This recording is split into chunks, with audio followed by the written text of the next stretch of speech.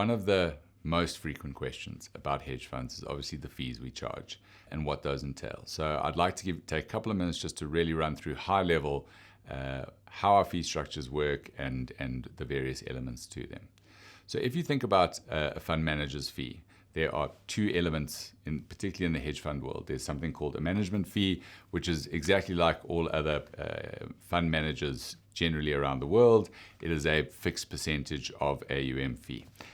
So that's a fixed cost to the investor. And the way to think about that is, regardless of whether the fund performs well, poorly, or in a very mediocre fashion, that is the fee that will be payable to a fund manager for managing that asset. The thing that is different, I think, in the hedge fund space, although it does exist in many long-only managers as well, but it is definitely a feature of the hedge fund space, is something called a performance fee. Now, this is a variable fee, right? It's calculated as a percentage of performance. It's often subject to a hurdle rate, and I think very importantly, it is only payable on new performance. So what that means is if you as an investor come in today and the performance for the last 2 years was really good, you're not paying a performance fee on the last 2 years' performance. You're paying a performance fee from the day you enter on new performance in the fund. Now, the performance fee can range quite significantly, but really what it is at its core is a variable fee that is payable if the fund performs. So there's an alignment of interest here. As a fund manager, we do well if our investors do well. And I think that's the big appeal of a performance fee to us, is it does align those interests and it makes sure that we are striving to generate the best possible returns, as opposed to just gather the largest number of assets we can and charge a fixed fee on all of those assets, regardless of what the performance looks like. So now, one of the things where we get lots of questions, and I just want to take you through here, is when you get a statement of fees, whether it's on a list platform quote or whether it's through the fund MDD, there are a couple of points and a couple of elements to that fee. First is what's called the service charge. Now, the service charge is that fixed fee, that manager's fee. So it doesn't matter whether the performance is good, bad, or irrelevant. That number as a percentage will remain the same from year to year. The part that does vary quite significantly is the performance fee element, and that will be broken down as a separate line item on that quote. Now, the performance fee is really saying to you, in the past, and remember these, the TERs or the TICs are backward looking. So in the past year or 3 years, whatever the quote is relevant, the one I've got here for you as an example is a 1-year quote. That shows you that the performance fee charged over the past year for investors in the fund during that year was 1.4%. Then the last thing that is also variable is a thing called transaction costs. Now, transaction costs are part of all fund managers, TICs and TERs, but really what it's telling you is how much have we paid away to brokers to execute for us for the implementation of the protection we put, the hedging costs, etc. in the fund. So that is also a variable cost.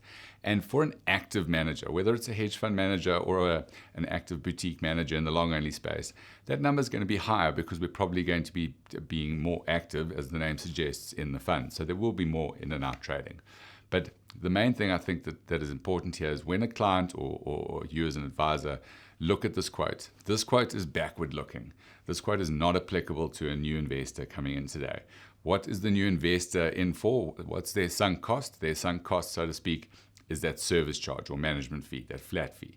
Performance fee will be dependent on the performance we create for that investor. So if we don't perform well, we don't beat the hurdle, there will be no performance fee.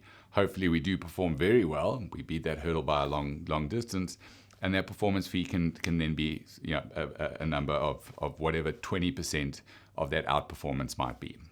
And the nice thing, as I say, it aligns interests.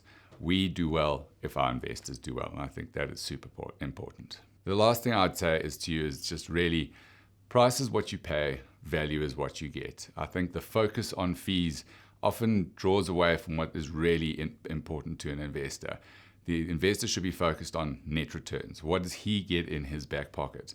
Because if you have two funds, one does, as an example, 10% per annum and charges a fee of 1%, so it's net 10 charged one does 20% per annum but charges a fee of 5%.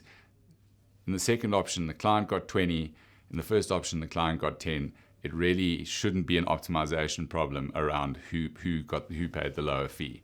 It's what return is in the client's back pocket that is important.